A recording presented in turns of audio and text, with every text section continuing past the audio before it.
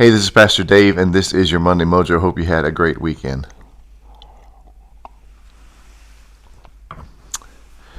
So in 2001, my dad, after giving almost 40 years of faithful service to RCA, was let go. There'd been lots of layoffs, and the time finally came for him. Now, he just purchased a new house in Avon, and he had all kinds of questions about what he was going to do for his family and what he was going to do for himself moving forward, and it was just a difficult time. So my brother Dan reached out to some folks and reached out in particular to a gentleman who'd recently lost his job as well, and asked him if he would just send some dad to encourage him. And so I want to read you that letter. It says this: Dear Ken, I understand you've been going through a difficult situation, and I can definitely understand how you must feel. It looks like you're looking in the rearview mirror where you don't see very much, but you have to look out the front window where there's a whole future ahead of you.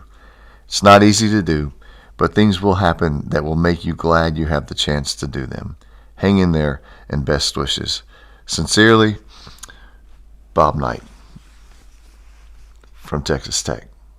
You see, Bob had just recently been let go after nearly 3 decades of faithful service to Indiana University and was now at Texas Tech. And so he was writing my dad this letter of encouragement. As many of you know, we lost Bob Knight last week.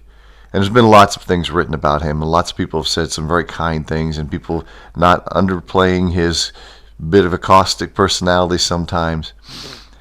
But the one thing I keep seeing is the young men who he helped become grown men, who are making a difference in so many different fields and areas, who graduated with a degree. And I know that's what people have written about him, but it's one thing to say that, it's another thing to make it happen. You know, there's a saying that say, hard times create strong men, and strong men create good times, and good times create weak men, and weak men create hard times. Bob Knight was really hard on his players in order to create strong persons, strong men. You've heard me many times talk about a gentleman named George Bass, who was really hard on me and the people he was training in order to make us better leaders. Here's what I wonder. Has there been somebody like that in your life? Someone who said, I'm going to push you. I'm going to make things hard in order to create strength in you so that you can live the kind of life that is productive and fruitful and balanced and solid and hopeful. Have you had somebody like that in your life? I have. Not everyone does, but I bet if you look back, there was somebody who said, I'm going to pour myself into you, and I'm going to be tough on you. And sometimes you wondered whether they even cared because they were so hard on you. But as you look back, you realize that built into me character that I might not have sought on my own. If you've had somebody like that in your life, I encourage you, be that somebody in this world.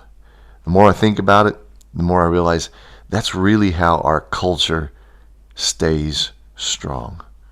When those who have been invested in invest back in others.